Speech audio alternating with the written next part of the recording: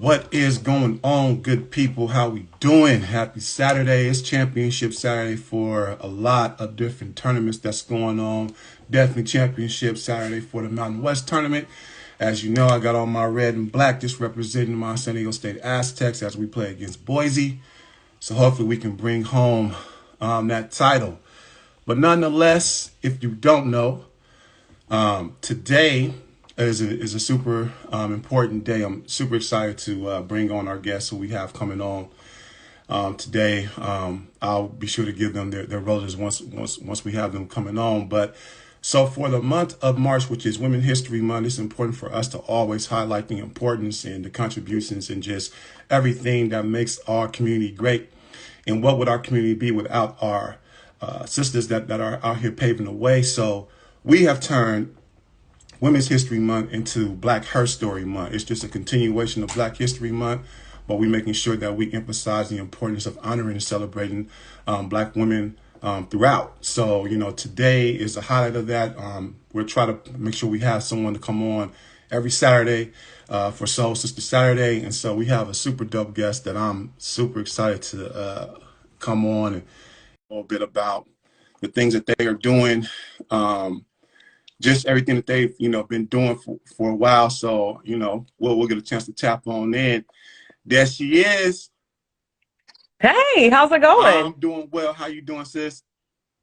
Man, I'm doing great. I mean, it's snowing here. Okay. So it's not as sunny as it was yesterday, but so far so good. How about Man, you? I don't know nothing about that snow life. Every time Callie doesn't understand anything. It was probably, in the 60s, 70s within the past week, and now it's snowing. Yeah, So yeah. It's funny, when it gets around, I would say 62 degrees out here, folks bundle up. Like you would think we preparing for a blizzard, because folks be out here with their big coats on and scarves. But it's nice and sunny outside. I think it's around 73 degrees right now outside, not a cloud in the sky. So, well, listen, I'll be in San Diego on Tuesday. oh, there you So go. I look forward to shedding all this There you coat. So go. yes, it'll be good to be somewhere There different. you go. Yeah, you can enjoy a little bit of that sunshine because it's going to be nice out there. Well, before we officially get into the interview, let me just say this real quick. So sometimes in higher education, we get a chance to go out and we'll have like a conference here and there. And if we're lucky, we'll get a chance to go to a workshop. We can take something back to our campus and try to work on something. And then if you're really lucky, you get a chance to meet other people who are really about this work. And so I find myself to be very lucky because I think was it 2009? It was March of 2009. Wow. I forgot what city it was. Was it Chicago or Philly? I think it was Chicago. It was Chicago. It was during like some of like the meeting after the meeting in the Yep. lobby. And it was something about Yep. athletes. Yep. It was Yep. something. Yep. Yep. That's it. That's I exactly. think I Yeah. think both our ears kind of perked up. It was a general discussion, and we kind of just both like zoomed in and just kind of shed our light. I think both of us having that experience of being student athletes, being Hmm. active student athletes. So let me make sure we put this right because not to say that but we were not just student athletes. We were involved a lot in our respective campuses and still holding down and representing for our sport and doing great things. But I think having a consciousness about like what it meant for us to be student athletes and the great things about it, but also some of the challenges about that too. And I think that's kind of what Hmm. was the conversation that we were talking about. But yeah, so 2009 at NASPA in Chicago, get a chance to kind of just be in the same synergy as you. And from that moment, I knew like you was going to be somebody that was like going to be recognized, in our profession just because of not only your passion, but it was quite clear that you were driven, that you had a plan, and that you were going to stay committed to it, And so now we look up now, 2022, you out here got your PhD, you out here doing things, being a professor and being a dean and running other organizations and being a founder of, there's so much stuff that we can talk about. But definitely want to say I'm extremely, extremely proud to see every single move that you make because it serves as inspiration. And I think every time you do something,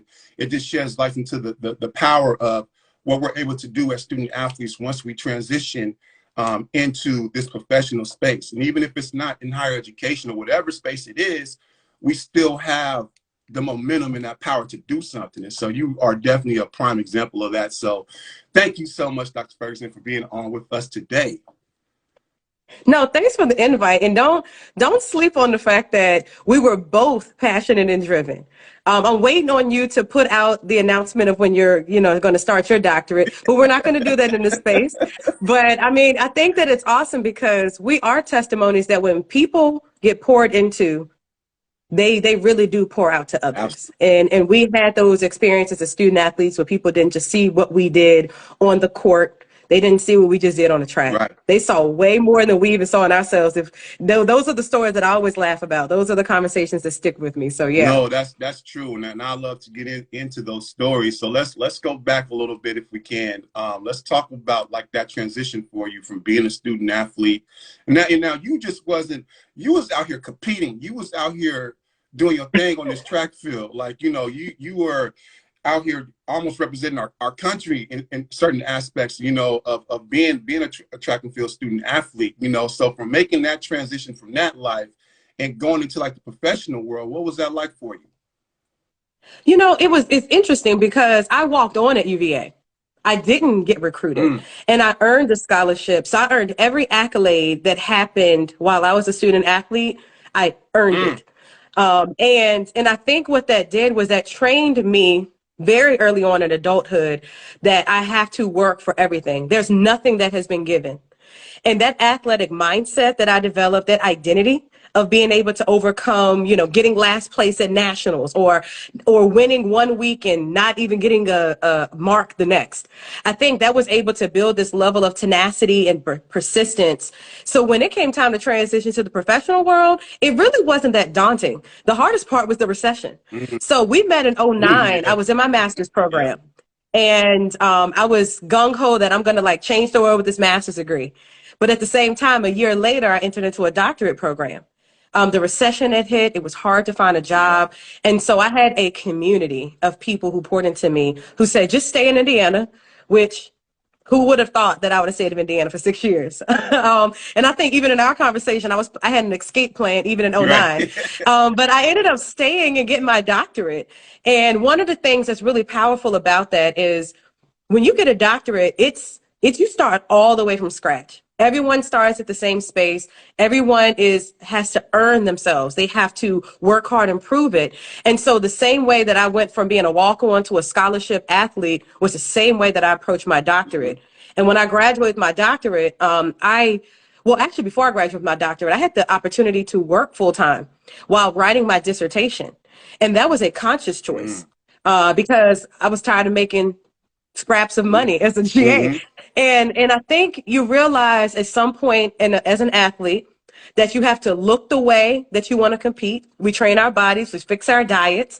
And I realized that to be the professional that I wanted to be, I had to start making that full-time move even before I had that doctorate. So very translational to what happened in undergrad.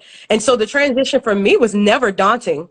It was always, what is the thing that I have to do? What do I have to invest in? What do I have to perform? What do I have to maybe learn in order to get what I need out? Yeah.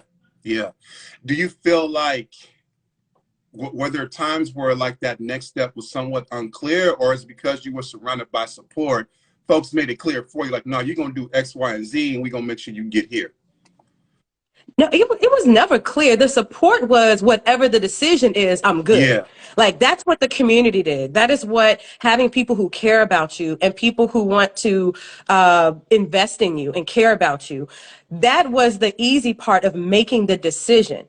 But what it was, it changed almost every semester at one point. It really, it's where do I get, where do I fit? And so I actually had more influence because I became a mom in my doctorate program. So I had to make decisions for a family. And I remember, we've both been there. We've had to move for family obligations. And so what it was is I needed to be in a space where I could be nurtured. I can be loved, but at the same time, I needed to move to a place where I could be developed. And so I made the decision to become a director out of when I was ABD, Mm-hmm. because I didn't want to start where maybe my confidence level Yeah. was. I wanted to start where I knew I could perform. And again, taking on those challenges like I did every year as an athlete, that's what I did when I made that transition out of grad Yeah. school.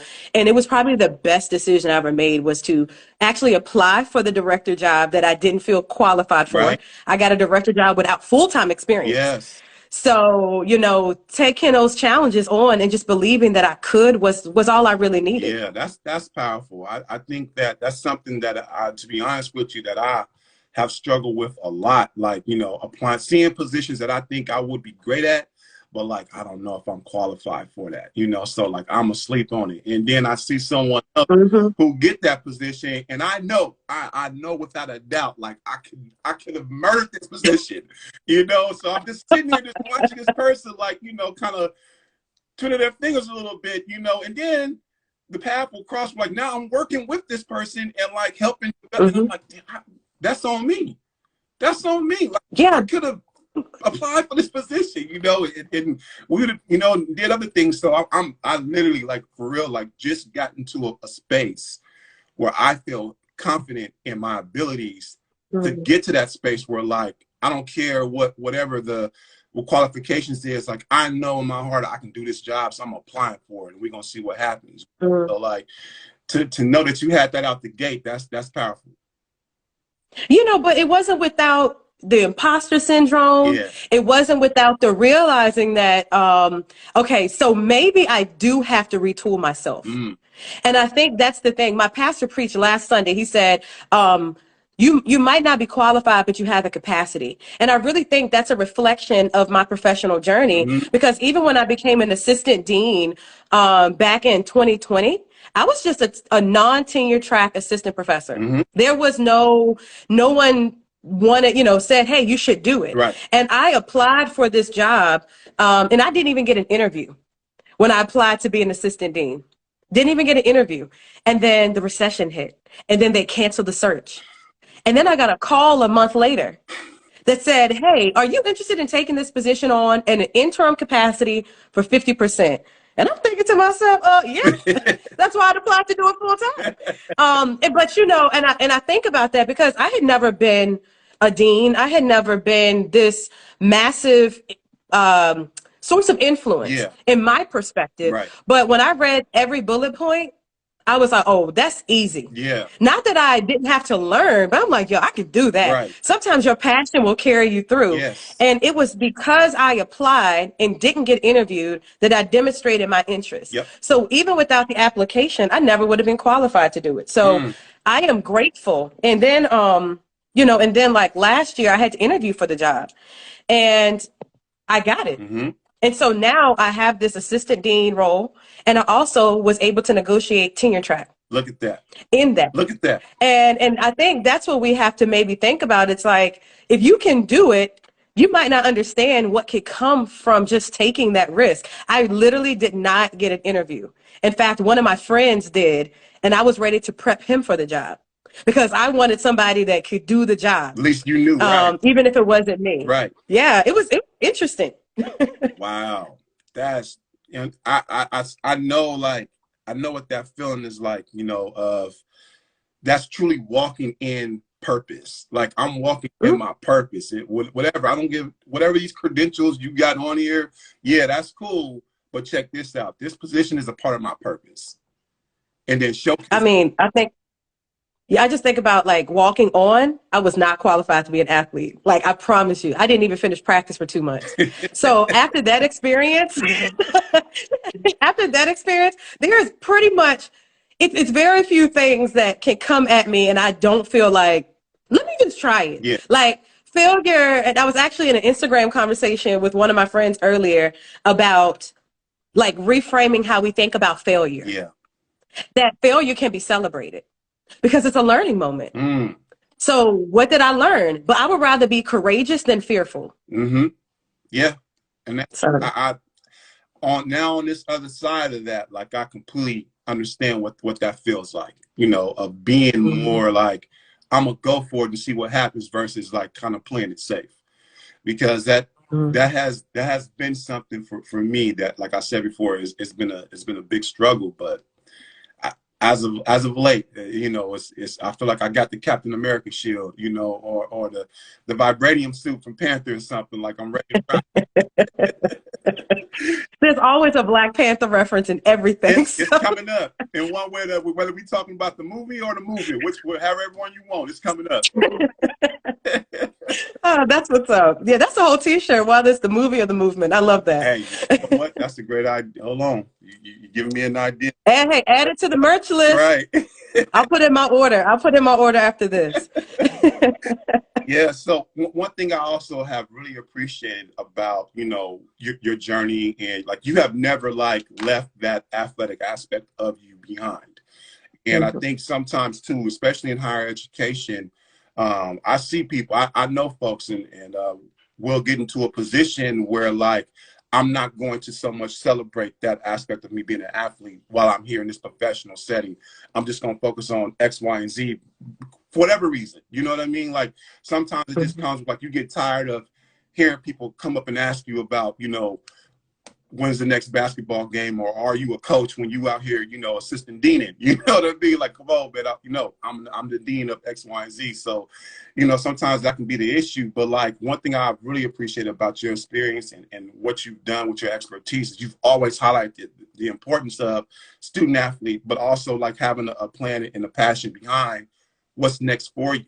And I remember sitting in a couple of your different presentations where you talked about like the lived experience of student athletes, and particularly Black women student athletes, and I remember there was one time at NASPA, one of the last times I went, it was you and I think three other incredible sisters, and y'all was just like having at it, like, and giving everyone a word and some bars about how we can make things happen. But that also comes too from something else that you're very passionate about, because you founded an organization that's dedicated to Black women student athletes. Can you care to talk about that a little bit? Yeah. So again, the work that we do is not separate from who we are.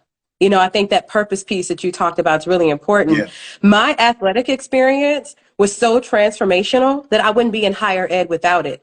And so for me to even separate myself from being an athlete or affiliated with athletics in some way would be detrimental to who I am. Mm-hmm. It would be completely antithetical to my purpose. And so in my dissertation work was all about racial and gender stereotypes of Black women athletes at PWIs, predominantly white institutions. And so as a part of that, I created this framework of a program called the Black Athlete Sister Circle.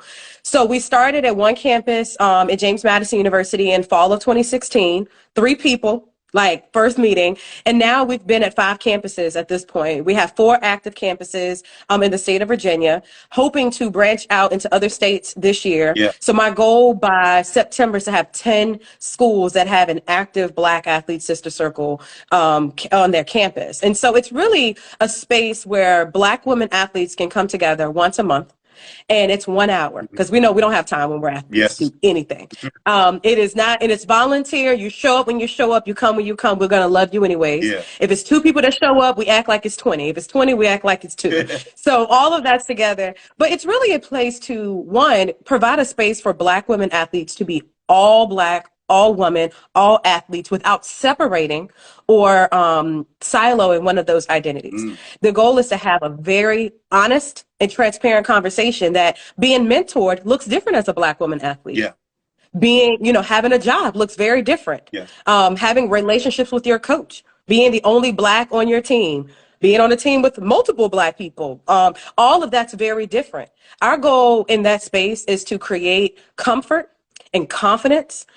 We want people to unravel. Yeah. So I have conversations when, for instance, there was one campus when Trump was going through his election process. We had to talk about the difference in feeling safe on campus, like even in athletic spaces, because of all of the rhetoric and the harm that was being spewed all over political TV, and how the campuses were impacted by that. Then add the added layer of athletics on top, how we just look different. And then we also have conversations about how do you stay motivated when you're injured? and you feel like your season or your entire career might be over, to how do you transition out? Mm-hmm. And so those spaces with Basque is really important. It's not this large thing that I brag about, right? And I'm like, everybody needs to have a space for it. Everybody needs to do this. It is just a space that we have to create on purpose. And I have campuses like UVA, James Madison, ODU, VCU. We have these spaces, and it's actually led by Black women Mm-hmm. who are younger professionals, who are showing up as mentors and creating space for Black women on their campuses. Mm-hmm. And it's been one of the most impactful experiences of my entire life. And it's also been one of the most trying experiences, because I believed in it so much that I was willing to sacrifice for it. And now to see where it is, all of the things that I did had nothing to do with research, had nothing to do with my job, Mm-hmm. has nothing to do with the money that I'm not paid to do it. Right. It's worth it for those women who now go on to run their own chapters at the schools where they are grad students, Yeah. or who go on to talk about it at job interviews. So it's a good space. Yeah. I love it. It sounds like it, and I'm not surprised that, this started, like you said, it started off as a seed of three, but that seed has sprouted, and now you're over several different campuses, and folks are taking on. It seems like it's growing more and more. How has the pandemic changed or altered like anything in dealing with it? Because I'm for me, It actually, I'm sorry. oh, sorry, go ahead. No, I was going to say, for me, I found that there's been more space, to talk about these items, because I feel like there's been walls that have been breaking through us, remotely communicating with one another. Like, one plus about that is I can talk to someone like directly from New York, wherever the case may be, and we can get down to business much more easier than it was before the pandemic hit. So I would love to hear your perspective. Yeah, I mean, it was an opportunity for growth. Yeah. So it ended up, we went from 2 campuses to 5 as a result of the pandemic. Yeah. Because we were able to create a virtual space, and a lot of those student athletes were stuck in their dorms. Mm-hmm. They couldn't go anywhere. Mm-hmm. They were isolated. You had freshmen experiencing culture shock. Yep. And so it created a space in the pandemic to actually expand to new campuses. And we've been able to then keep that sustainable by then still finding a way to keep it going on in the transition back. We're face to face now. And so that's the result of the pandemic. If it wasn't for the pandemic, I don't know if Bass would have been as easily accepted Mm-hmm. by some of the campuses who did it, because they were just desperately trying to keep the interest and the attention and really just like the eligibility, the mental health of those Black women. That was their central focus. So those campuses were able to create space. Yeah. And the other result of this is that Bass became something that it looks different on every campus now. Mm-hmm. And so for me as a leader of the entire organization, it became this thing where I had to give up power.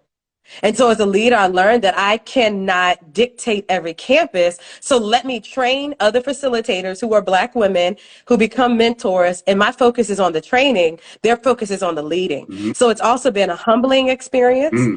a leadership experience. But I think it's grown me a lot more to serve as an advocate rather than just a face. Yeah. So it's been powerful, though, because some of these women, some people come every meeting. Some people come if they're not in season or if they don't have a game. Right. But when they come, they're like, yo, I missed this so much. Even if it was logging in. Yep. And that was powerful for me to hear from the other campuses that people wanted it and they didn't realize that they needed it in the pandemic. Yeah. No, I think that's amazing. And, I know for a fact this is something that will continue to grow. I think wherever your light is shining, I think there's an opportunity for that to grow. And I think one other thing too, I think can help, and what you've already talked about, is like that development of other folks to be in these positions to facilitate and to lead and to be mentors. Another thing that I've always been enamored with you about is that you've never walked into a space with ego.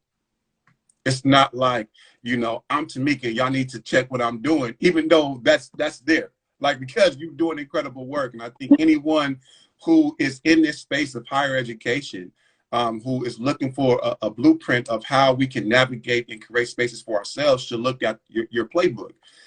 So you can do that if you want, but I've never seen you lead with that. And I think that's something that it's opened up other opportunities for you to work with other women as well. And I know you've made connections with other women, across this country, that's doing similar work like yourself. Not, something I've always appreciated, because sometimes I tell this a lot to younger men that's working in our profession, like be leery, be careful of the traps of working in higher education. Be careful of the "you're special" tag that people will place on you. Be careful of, like, you're different than the others. Like, don't fall victim to believing that, because the moment we do, now we're tokenized. You know what I mean? And here we are. Yes. We become the very thing that we said that we will never be. So, but that's something that's very serious, in higher education. And to know that you've always, like, traveled where, like, that hasn't even come close to staining you has been incredible to see. There is no benefit in ego, because once you experience it in one environment, you then chase after it. And I would rather, like, chase after victories with folks than to chase after, like, my own affirmation. And a lot of the times that I am affirmed, or I get this opportunity to stand on a stage or teach a new group, or invitation to consult or train with organizations, and I'm like, how did you even find out that I exist? It's because word of mouth means a lot. Mm-hmm. And it's also, you call it humility. Most of the time, I'm shocked at the opportunities that hit the door. Not because I know I can't perform them. That's not it at all. I'm very confident in my abilities. But at the same time, I didn't know that what I was doing was so influential. And my goal was not to have that resume builder. My goal was impact. Mm-hmm. Like, if I come into an organization and they're like, we need to be less racist, less sexist, less oppressive, less transphobic, we want to decrease anti-blackness, bet. Let's focus on those outcomes. Let's get an ROI on your investment in this time, versus now let me put up a website. I don't have a website. Mm-hmm. Let me blast this all over Twitter. I don't put this all over on those spaces. But if you ask me, I'll list out the places. Mm-hmm. If you ask me what I'm doing, I'll talk about it. But the biggest impact is to change lives, to change cultures, to change organizations. And to be very frank, I'm from Appomattox County, Virginia, where the Civil War ended. Hello. Like, I'm actually from Evergreen, okay, which is in Appomattox. I grew up on the same land that my daddy was born and raised on. And so I know dirt roads, climbing trees, barefoot, and all of this. And I wouldn't trade anything for growing up in my town. Yeah. Because everybody's a friend. Every relationship's an opportunity to be better. And so when people start to overly promote themselves and to be so focused on all these things, they lose sight of the greatest opportunity that they have to invest in others without necessarily focusing on what they get out of it. And that servant leadership, when coupled with skill and intelligence and talent, there is no way that a shut door will happen if I just remain focused on doing the good work that I need to do. Absolutely. And it shows, it shows, throughout. I feel like that is one thing that I associate with you is an openness. I feel like you greet every person with, like, an openness of, I'm here to help in any capacity I can. And I'm also here to learn from you in whatever capacity you have willing to teach me. And I think that's something that is so amazing about you in your story. And it's incredible, because it should be like this. We should always have this. We don't. We know this. We don't. Especially higher ed. I mean, everybody is so focused on how many followers, how much impact, how many stages, how many, all these things. Listen, that will come if you do good work. Yeah. But if you just focus on being on the stage, but your work is crap, Right. Let's be real. If your performance is not well and it's not sustainable, if people can't come to you for different things and you're like just a one-trick pony, it's not going to work. And I think, we're millennials. Let's be honest. We use platforms for our own self-gain, but is that gain helping the community? And that's one thing, even with the work that you do, and even looking at, like, your link tree, you have this story about coming up literally from the ashes, right? And the story of not people maybe looking at you in a certain way, yet here you are creating space, You always educate people on Kwanzaa. You stay doing it for the culture. And I think that like-minded folk find like-minded folk. Yeah. And it's something powerful when you get into a circle, because if people on here were to come to like a higher ed conference with us, they would see that it's not just you and I. Yeah. There's a whole culture of folk who really do good work and are passionate about it. Yeah. But those are not always the people whose faces are on everything. They're not the people always getting asked to lead. Yep. So don't be fooled. It's not to say those people aren't great, Right. but there are probably like 30 or 40 others who can do just as well. They just haven't had that spotlight. And so one thing you talked about is making space for people. Mentorship is my favorite thing. I have probably 7 active mentees right now. We meet monthly or bi-monthly. Those are my people. They can text me, they can call me, they can do whatever they want, from going to grad school to honestly just figuring out how can you be Black, Christian, and all of this in a higher ed space. And so we can talk about everything, but my goal is high expectations, commitment, but humility. And they're like, how do I pay you back? You need to go mentor somebody else. That's it. You need to go create space. Yep. And if we get into the culture of that, we train folks how to do what we do naturally. Yeah, that's real. That, you know, and again, like, I think people will be surprised to know. I was just talking to one of my dear brothers about this a few weeks back. We had Dr. Antonio Banks, who is doing great work out here at Compton College. And we're kind of talking about like his first interactions that he had with administrators and staff folk and faculty folk that looked like him, but was like, had that approach, like, don't approach me about being a mentor or anything. And we run into that so much. We see people that look like us that we thinking like, this kinfolk, and the only thing we got related is this complexion. That's it. They don't want. So that is a major turn off, and we have to work with certain people that have that kind of mindset, you know. So I think for any of us to be in a position that we're in, to still keep it like, that's not what we do over here. You know, we keep this door open. In fact, we're going to keep this door open and keep it wide. It's not going to be crazy. It's going to be wide open, so that it's going to be a flood of folks who can come in, and not just one person at a time to kind of seep through the cracks. And I think that's something that's always been your agenda. That's something that's always been, you know, a big focal point. You know, I feel like you were a mentor even when we were back at NASPA. Like, I feel like you was helping other folks, because I mean, you know, we look forward to going to that. We'll see each other, you know, 2-3 years, you know, maybe have passed, but then like it's younger folks behind us. So now it's like, what do we tell this younger professional about this game, of what we know? Like, how are we able to make sure that they're understanding it too? Because we don't want to overload them, but at the same space, we want to make sure that they know that we see them and that they pick up. And so the goal is, now you got to do this for the next person up, because now when you come back here next year, you a vet. You know what I mean? So who's gonna be your rookie? You know what I mean? Like, who's gonna be under your wing? You know, so I don't miss going to these conferences, but I miss that. I miss that, you know, because again, I think sometimes these conferences can be like a big who's who. It's a big ego stroke. You know, people spend 95% of the time talking about the problem, never the solution. So it's like, you know, if I'm gonna go, one, let me present, because I know for a fact I'm gonna talk about a solution, and then 2, how can I build around the folks who I know is on the same level as far as thinking about what can we do together, versus, you know, floating in like I am the one. You know, it's incredible. You know, I have this.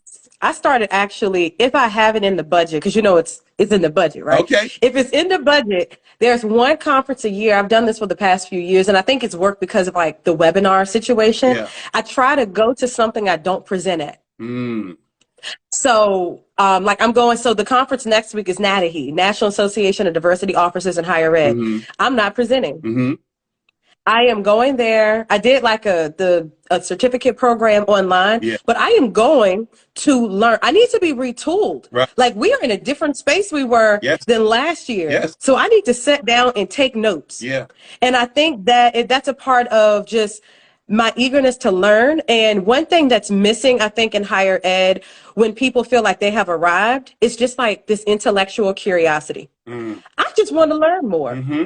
Like I'm comfortable enough with myself to be not just open, but to be okay with discomfort. Yeah. And being uncomfortable with learning and growing, a year from now, I will think differently. A year from now, I will function and lead differently, Yeah. which will be like this ripple effect of people leading around me differently and people interacting with me differently. And it is, there is a little bit of pride associated with getting a doctorate. I can't front. Yeah. I'm not perfect in that sometimes. Right. Sometimes I'll flex it. You come from my throat, doctor. Yeah. Sometimes you got to do that. Yeah. But for the most part, I try my best to not do that. But there are some moments when you have to just kind of pause and realize that you have influence. Yeah. And you can't be leading from the same influence and the same knowledge and the same thoughts and ideas you had last year Come on. or 2 years Come ago. on. And that's why I think the higher ed is stuck at this invention, innovation continuum. Invention, we always got to produce something new. Not really. There's nothing new under the sun, right? Mm-hmm. So my focus on innovation right now is, you know what? Some might have worked at Cal State, Northridge, that might have worked at San Diego State, that might have worked at Idaho. Right. So what parts of those relate to my mission and my values? Let me bring those parts here and create something so we're not reinventing the wheel. Yeah. But I'm being informed and I'm having this learner mentality and I'm curious about outcomes. Yeah. And I think that mindset is athletics, right? Yeah. You remember when you were a freshman, Yep. the way that you went up for a layup, Yep. it was not technical. Right. You just knew how to get the ball in the hoop. Right. And I knew how to get into the pit. Right. Not very far, Right. clearly. Right. So I had to learn how to get from just in the pit to in the middle of the pit. Yeah. And so there's a process, there was a unlearning, there's a relearning, there's a failure, there was all these things associated with it. And when we bring that into the profession, it's nothing but opportunities for growth and development. And that's how we have that lineage of legacy, that lineage and that legacy of leadership development, mentorship, values driven spaces that we create and being inclusive. Yeah. That's the opportunity that I saw when I wanted to get my master's. And it took me a while to actually see that manifest in higher ed. Mm-hmm. But I love now having a little bit of authority to create those spaces that I always wanted to see. Yeah. I think that's the greatest like part of this position I think that we have is getting to a space where we can kind of start to see that, I love it. I love certain aspects of things I thought about a while back, now coming into fruition, or even if it's not, like knowing that I know that there's been a seed planted with this person that it's going to take and it's going to grow, but I definitely agree with you. I feel like that mindset of being comfortable, like in a space to know that it's okay for me to learn more, that definitely comes from being an athlete, that vulnerability piece. Right. Understand that when you work out, it's not that first rep that's like determining your growth. It's that last one. And that last one is a struggle. The quality of that last one. It's not just I did it. Right. Did I do it technically sound so my back's not hurting tomorrow? Right. You got to do it the right way, Right. with fidelity, with efficacy, Yes. and do it the right way. Yes. It takes a lot more, so I love that too, because I just was a finalist for a position. Maybe I'll talk to you a little bit offline about that. But one of the questions that they asked was like, what makes you confident in your expertise on diversity, inclusion, and equity? I was like, I'm comfortable with knowing that I don't know. So there's work to be done in that space. And if I'm positioned, then I know too that it's other folks who don't know. So how do we all come together to learn something? And I think that is a real raw answer. That's just honestly how I feel about a lot of things. Like, it's not that I'm coming in here like saying that I know these things. It's the opposite. I don't know. So can we talk about it so we can, so we can get something, so we can gain something, So I think that's something that's so important. But my last question for you, I don't want to keep you too much of your time. I know you are a very busy person. So we talked about this a little bit. I think it's something we both share, that we are, we're parents, and we've been parents for quite some time now.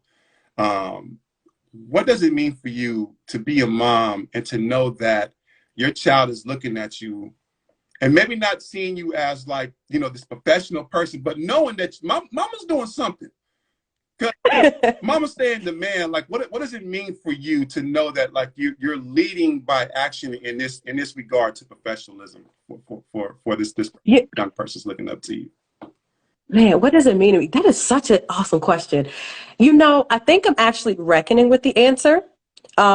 I've had some moments really in the pandemic. So prior to the pandemic, we had so many sports, so many activities, you know, gym, swim, Yeah, gymnastics, yeah, soccer. She went to school. We were moving. yeah, She had to be in the house with me. yeah, right. All my presentations and trainings Yep, were online with her in the room next door, yep, or honestly with her at the table, or with her listening upstairs, like yep. she's upstairs listening. So what does that mean for me now is that she knows exactly who her mother is. Mm, My daughter is 10. mm. She will tell you what my title is. She's like, my mom is the assistant dean for student affairs and inclusive excellence and an assistant professor in educational leadership. Like, she knows it because she's heard me say it. So what it means to me is it's a great responsibility to make sure I don't drop the ball. There we go. It's a great responsibility to make sure I stay present. Yeah, Like, actually present. So if I have to give a talk at 7 o'clock to a group in California and it's dinner time, I need to make sure that I've shut down the day and I've given her 2 hours of my time before 7 p.m.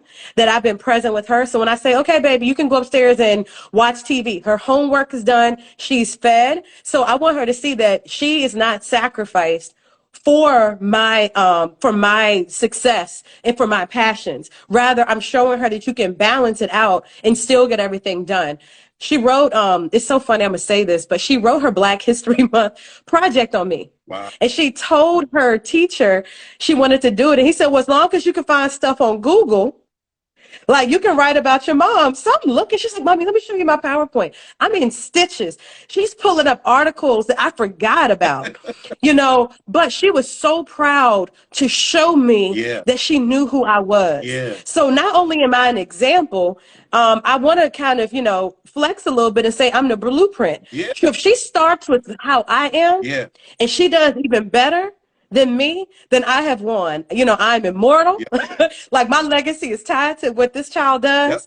And so I have to really, really take the time to be present, to not sacrifice her, but to bring her to those spaces. She knows where my office is. She's come to conferences. She's come to presentations. When I go in, like, let's say a school, like sometimes the sports teams, women's sports teams will say, can you come and be here with us? Come to our game. Yeah. Come to our locker room. She's with me. Mm-hmm.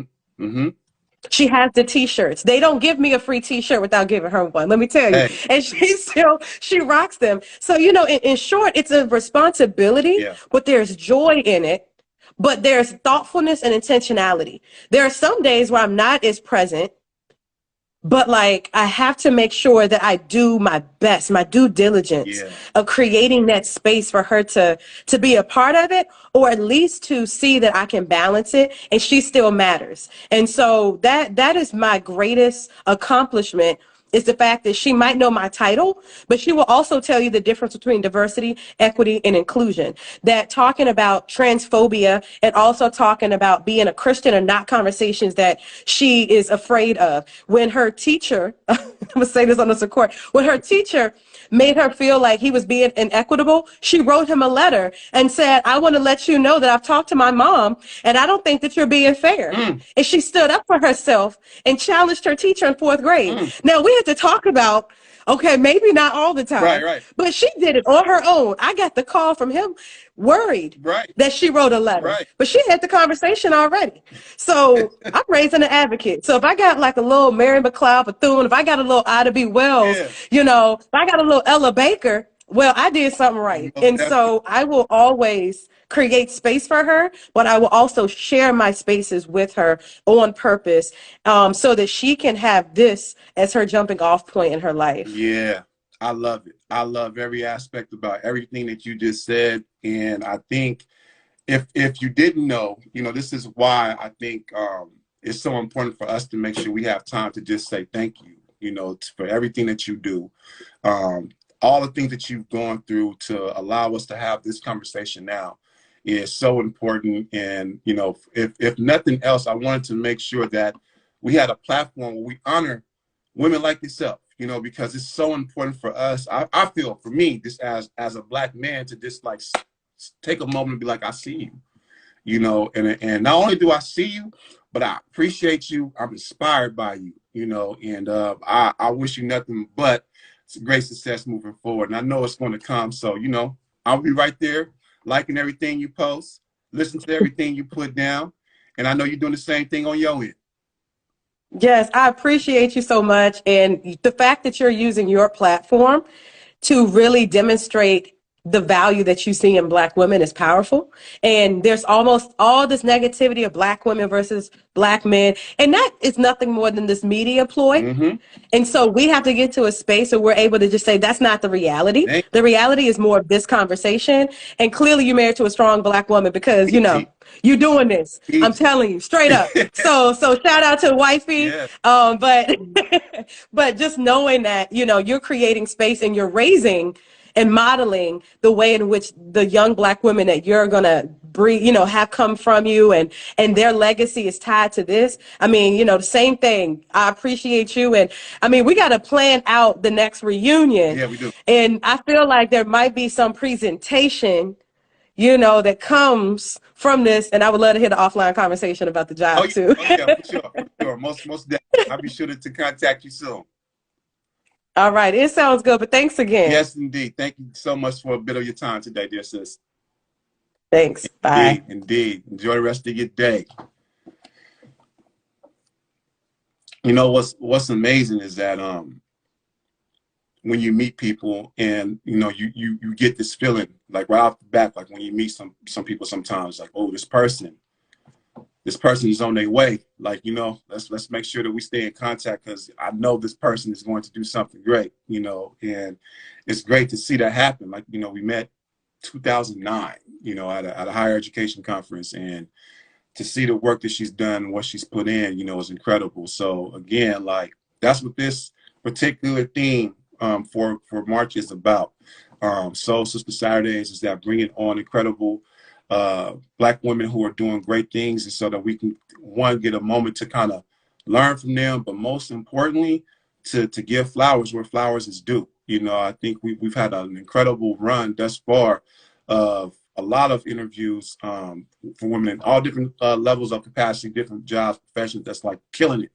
And so we want to continue to do that. But yeah, that's what this is.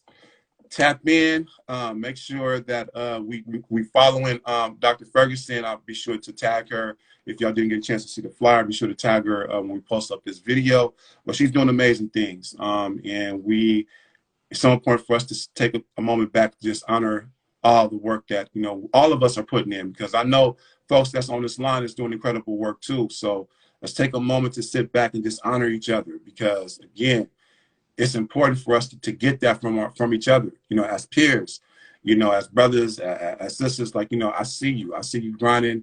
I appreciate what you're doing. I'm inspired by it. You know, let's continue to build and work together. So let's keep that up. Thank y'all for tapping in. Hope y'all enjoy the rest of y'all day. Yeah, we'll come back again next Saturday with another one. Peace.